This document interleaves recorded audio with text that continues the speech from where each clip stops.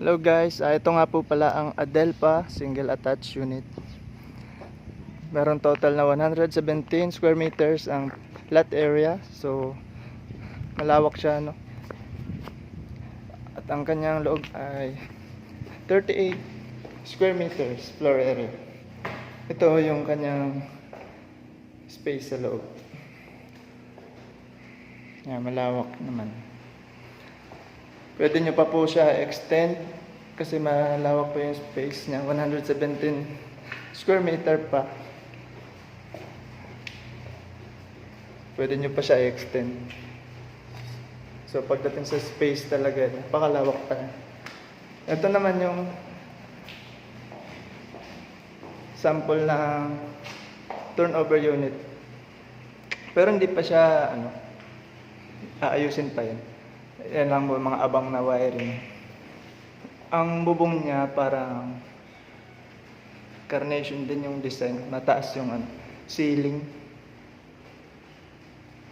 So mga sliding windows din yung ginamit dito. Outlet. Dalawa sa side na to. So ito ay parang bear type din. Kayo na ang bahala mag-design, mag-layout ng bahay, ng magiging kwarto nyo, kung saan nyo i-locate. Ayan, given naman yung bathroom. So tiles na siya. May sinks, may provided na shower. Ayan.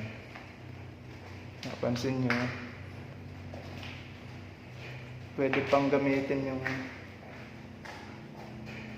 ceiling, no? Pwede pang gawing attic. Kasi yung space niya sa taas medyo malawak pati. Ayan guys. May abang naman siya na beam.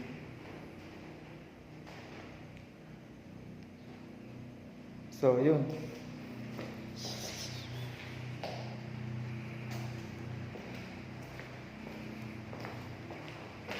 Kanyang lababo, tiles na din.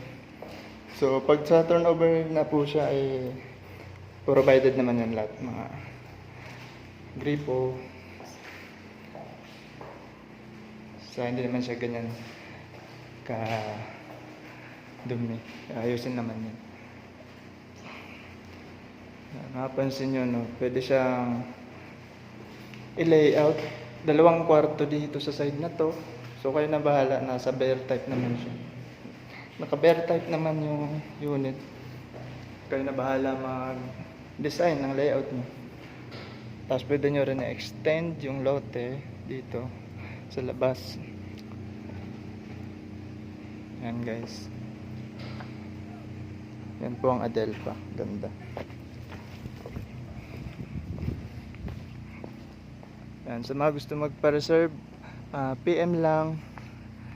At sana magustuhan nyo yung ating unit. Meron po tayong free on-site tripping. Just message us on Facebook or PM is the key. Thank you.